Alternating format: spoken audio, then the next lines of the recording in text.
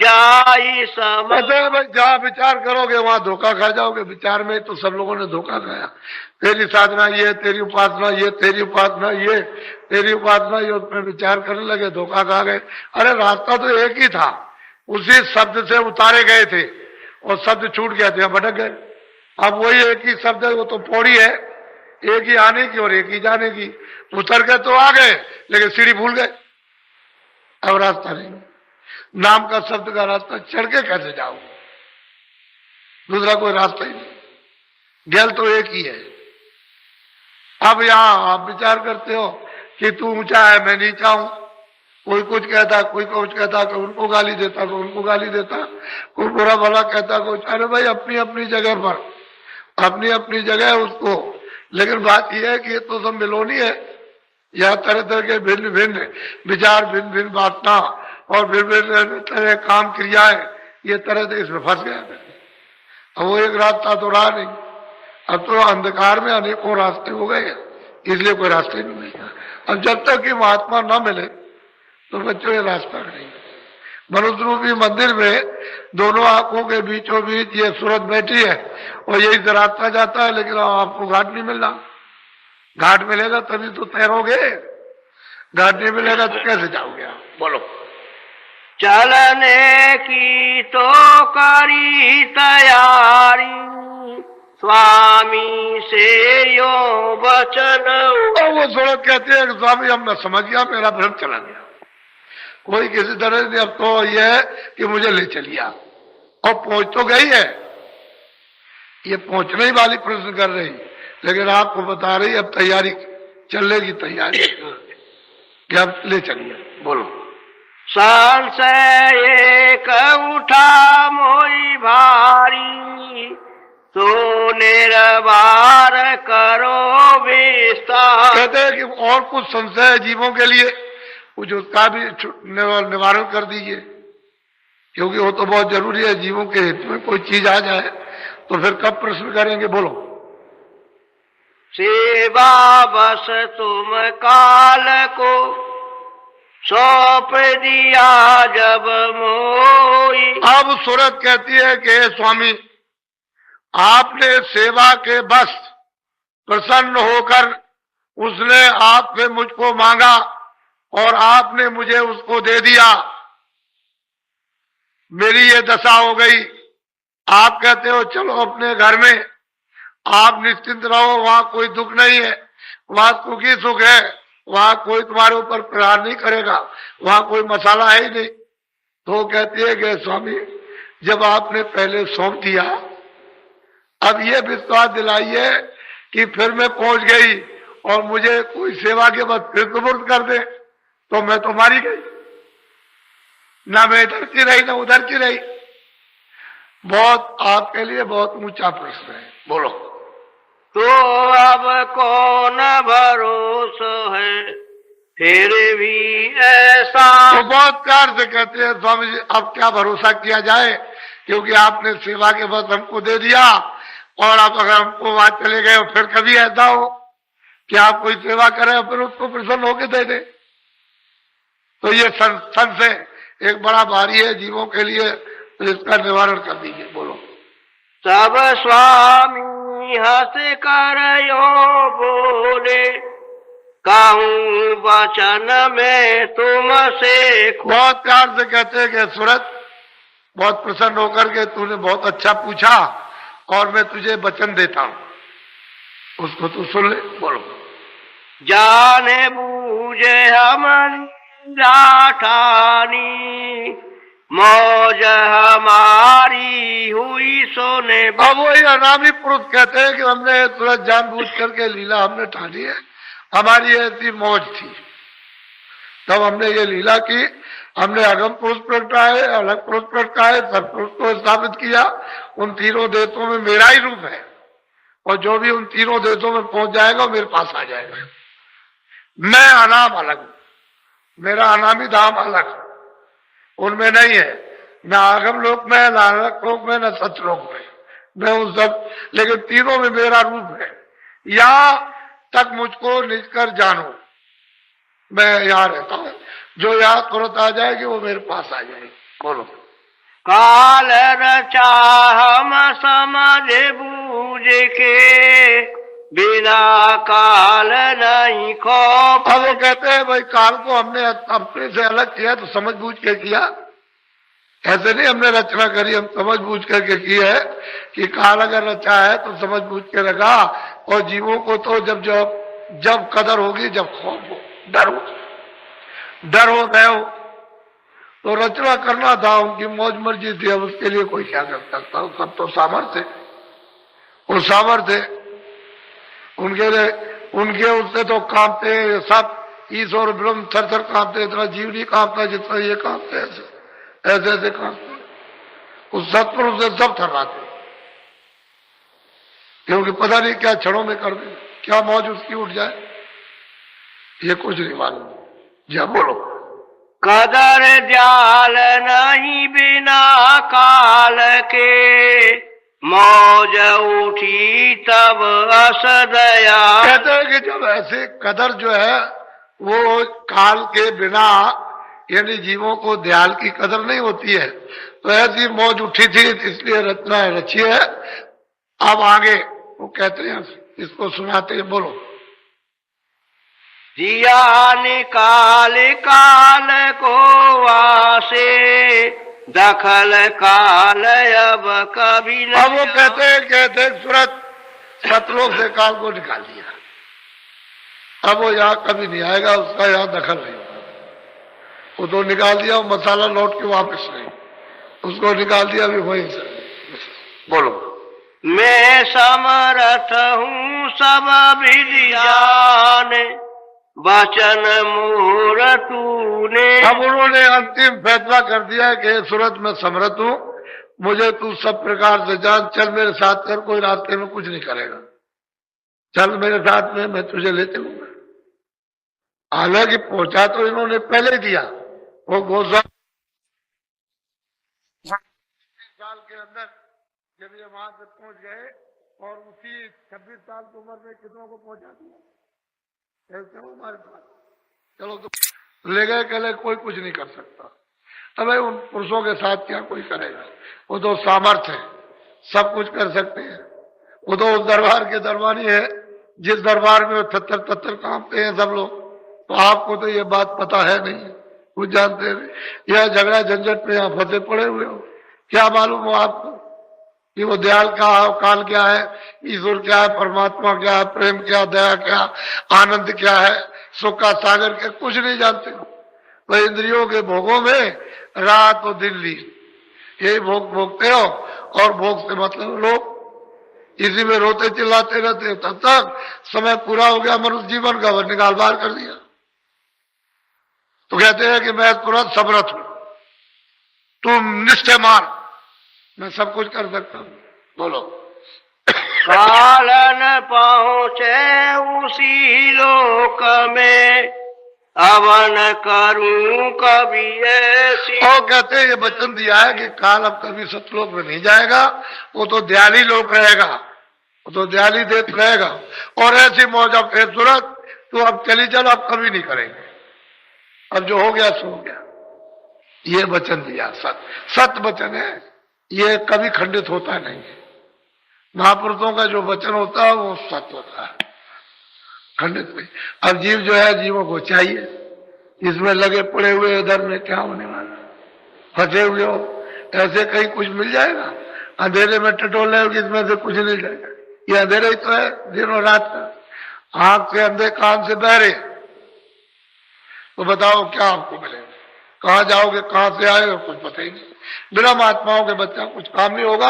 इसलिए ये समझा है जो आपके सामने, आपने कभी भी इस तरह का दृश्य आपने प्रयागराज में नहीं देखा, जो आपको ये दिखाई दे रहा आंखों से इस तरह का। तो आप इसको ऐसा नहीं, आप जरा पहली तारीख को हो जाने दीजिए, मेरे मंच पर आकर के आप इस दृश्य को देख लीजिए, तो आपकी समझ में आ जाएगा ये सारे देश के अंदर इस जो अपनी सनातन पराविद्या है ईश्वर प्राप्ति के लिए, इस जीवात्माओं के कल्याण के लिए, तो आपको नहीं मालूम कि कैसे चालू होगी।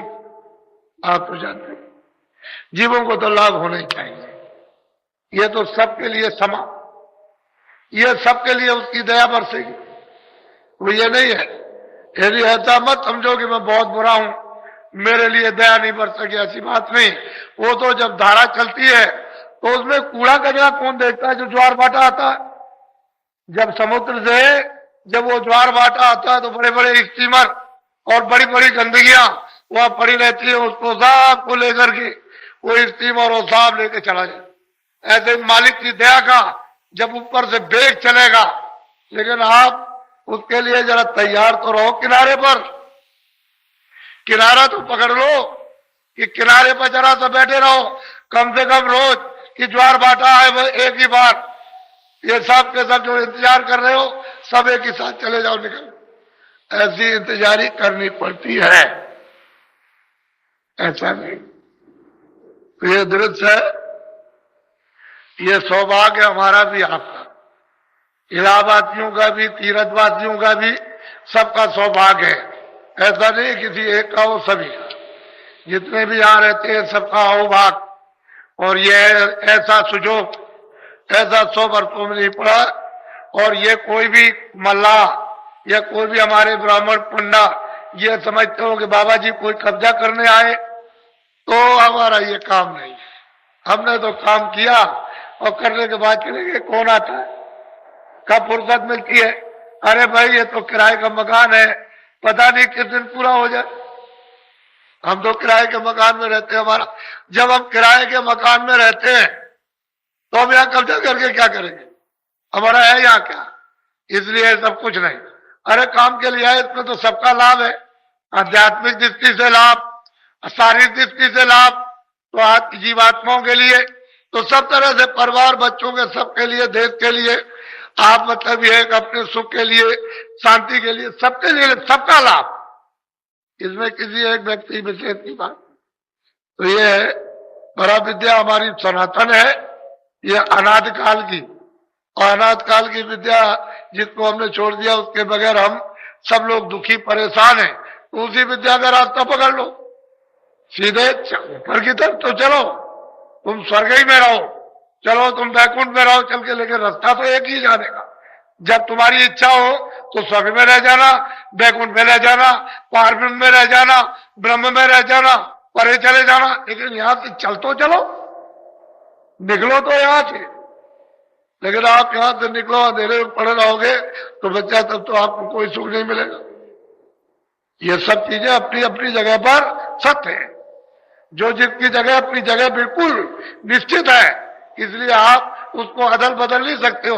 और महात्माओं ने किसी को बुरा नहीं कहा, सबको अपनी अपनी जगह की स्थापना और खुद पूजा की और खुद आपसे कराई और करा करके सीधे ले चले, तभी तो कोई आदमी छेड़ता छाड़ता नहीं है। अरे जिसके राज में रहोगे उसके अनुकूल चलोगे, खुश हो जाएगा।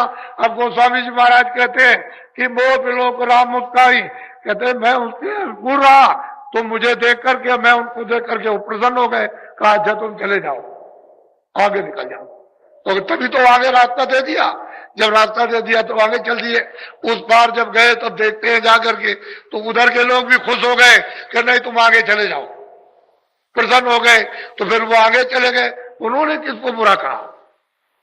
महात्मा कभी ऐसा काम नहीं करता, किसी को बुरा नहीं करता, सबको अपनी अपनी जगह पर यथाउचित जो गुण अवगुण है उसको बता देते हैं, ये गुण है ये अवगुण, ये अच्छा है, हर जगह पर। ये आपका घर है या नहीं है, प्रदेश है या इतने दिन का, ये सब बता देंगे आपको। अब वो तो आपकी इच्छा के ऊपर है, क्योंकि आप ही की इच्छा पर तो सब कुछ रखा गया।